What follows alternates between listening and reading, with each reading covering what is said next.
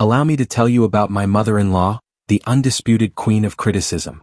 From the moment we met, it was crystal clear that she disapproved of me and our marriage. Every time she set foot in our home, it was as if she had a built-in radar for detecting flaws. No imperfection escaped her scrutiny, and she wielded her judgment like a weapon, slicing through our lives with relentless precision. Take this one instance. She once declared that she could only drink a specific type of tea and absolutely loathed anything else. Wanting to be the perfect host, I went out of my way to get that exact tea for her. But did that satisfy her? Of course not. The moment she caught a whiff of it, she reacted as if I had handed her poison, tossing it out with a dramatic flourish and scoffing that she would never enjoy something so dreadful. And that was just the tip of the iceberg. This woman had a talent for being condescending in the most creative ways. She never missed an opportunity to make snide remarks about my cooking, my wardrobe choices, even the way I decorated our home. It felt personal, as if she had some deep-seated vendetta against me. You'd think my husband would step in and shut it down, right? He tried. He really did. He would gently remind her to respect our choices, to accept me as part of the family. But she wouldn't budge. It was as if she had crowned herself the family's gatekeeper, and in her eyes, I was simply unworthy. Seriously, who does that? We were supposed to be family, yet my mother-in-law treated me like an outsider, an intruder in my own home. So when I found out that she, of all people, had planned a surprise birthday party for me, I was stunned. It was completely out of character for her. She had never made any effort to warm up to me before, so why now? I couldn't shake the feeling that something was off. Was this an attempt at making amends, or a cruel prank in disguise? The day started out like any other birthday celebration. Balloons, decorations, laughter. I told myself to set my doubts aside, to enjoy the moment. But then the truth revealed itself, in the most humiliating way possible. The birthday cake. As it was brought out, I smiled, ready to appreciate the effort. But then I saw it.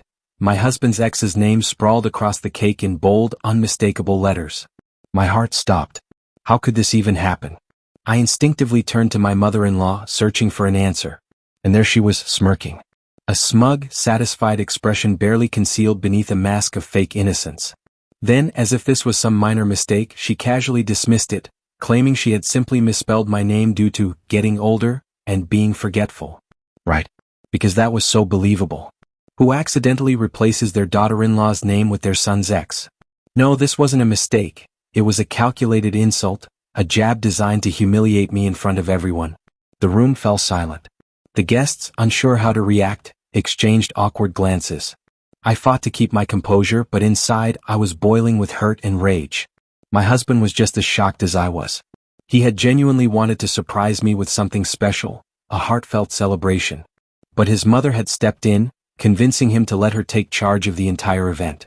To him, it had seemed like a promising gesture, proof that she was finally willing to put the past behind us, to mend the rift between us. She had even told him that she wanted to build a good relationship with me, that she was ready to make an effort. But now it was clear. She had never meant a single word. She thought she had won. She thought she had humiliated me, ruined my birthday, and walked away unscathed. But she had no idea. I had plans of my own. Let's rewind a bit. My mother-in-law had always been a master of manipulation, making my life difficult at every turn. Her favorite game? Comparing me to my husband's ex as if I were some subpar replacement. The irony? My husband had told me before that she never even approved of his ex déjà vu, right? But what made this even more laughable was her own past. She had been my father-in-law's second wife. It was as if she had conveniently erased her own history while trying to rewrite mine. Speaking of my father-in-law, his past was shrouded in secrecy. My husband barely knew anything about his other family, and neither did I.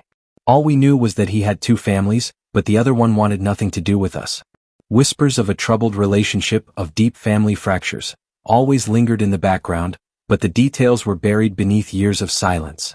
Then, a year into my marriage, I stumbled upon a revelation that was straight out of a soap opera. My mother-in-law had been the sole reason behind my father-in-law's divorce. The irony was delicious. The same woman who spent her time tearing me down and acting like the guardian of tradition was the very person who had shattered another marriage. Maybe that was why she was so obsessed with controlling our family's narrative. Maybe she thought if she played her cards right, she could erase the past and paint herself as the perfect wife, the ultimate matriarch. But no matter how hard she tried, I was not my husband's ex. Our marriage was ours, our love story unique. And so, back to the present. I had smiled through my ruined birthday, swallowing my rage as she smirked over her little cake stunt. But inside I was already crafting my response. Because her birthday was the next day. It was too perfect. The opportunity was right there and I knew exactly how to use it.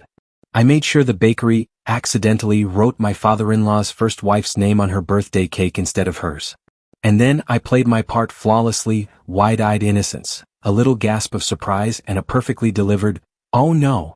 The bakery must have made a mistake. Her expression? Priceless. The moment she saw that name, her face turned red, then white, then a shade of furious purple I had never seen before. The entire room went silent as she let out a strangled gasp. And then she lost it. She screamed. She threw a tantrum. She tried to turn the whole thing into a scandal. But I stayed calm, composed, tilting my head slightly as I innocently asked if she was feeling okay.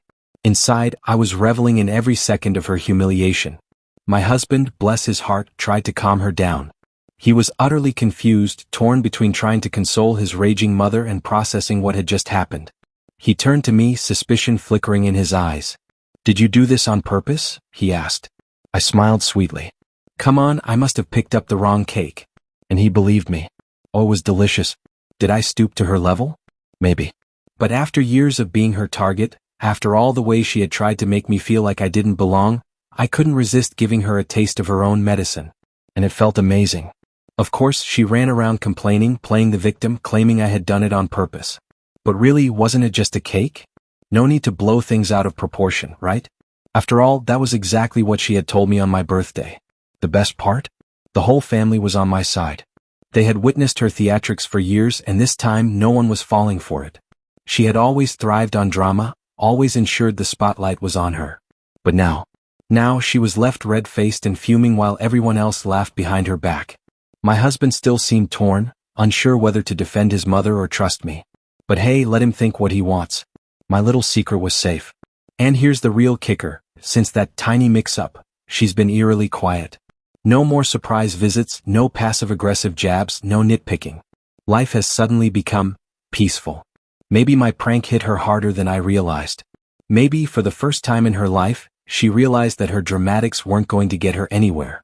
Or maybe she's just sulking, licking her wounds in some dark corner. Either way, I'm loving it. Regardless, I'm not complaining. For the first time in what feels like forever, I can finally breathe. No more passive-aggressive remarks, no more judgmental glances, no more feeling like an outsider in my own life. It's as if a weight has been lifted from my shoulders, and I feel freer than ever before. Of course, I'm not naive enough to think this peace will last forever. My mother-in-law is a master of bouncing back from her own dramatics. She may be lying low now, but I know it's only a matter of time before she stirs up something new. But for now, I'm going to enjoy every second of it. Final update, if you can't defeat them, block them. And that's exactly what I did. Let me tell you, life has been so much better since I made the decision to block my mother-in-law. No more nagging, no more sudden visits, no more attempts to undermine me. Just pure, uninterrupted silence. And honestly, it's blissful. To everyone who supported me through this, thank you. Your words of encouragement and shared experiences made me realize that I'm not alone in dealing with an overbearing mother-in-law. Your support has given me the strength to set boundaries and stick to them. When she eventually confronted me about blocking her, I just gave her a calm smile and blamed it on network troubles. Hey, a little white lie never hurt anyone, right? Besides, it was actually kind of fun to see her squirm, realizing that, for once, she wasn't in control. Because here's the thing, blocking her wasn't just about silencing her drama. It was about reclaiming my peace. It was about realizing that I don't have to endure someone's toxicity just because they're family. And to anyone out there dealing with a mother-in-law from hell, be strong. Set your boundaries. And never let anyone make you feel like you're not enough. Does this story resonate with you? Have you ever dealt with a dramatic or toxic mother-in-law? Have you ever had to make tough choices to protect your own peace? If this story hit close to home, let us know in the comments. We'd love to hear your thoughts, experiences, and advice. A lesson to take away. Family isn't just about blood, it's about respect. It's about mutual love and support. And if someone, even a family member, is constantly draining your energy, you have every right to step back and protect yourself. If you enjoyed this story and want to hear more, don't forget to like, share, and subscribe. Let's keep the conversation going, because no one should have to deal with unnecessary drama alone. Until next time, stay strong and live your best life. Bye for now.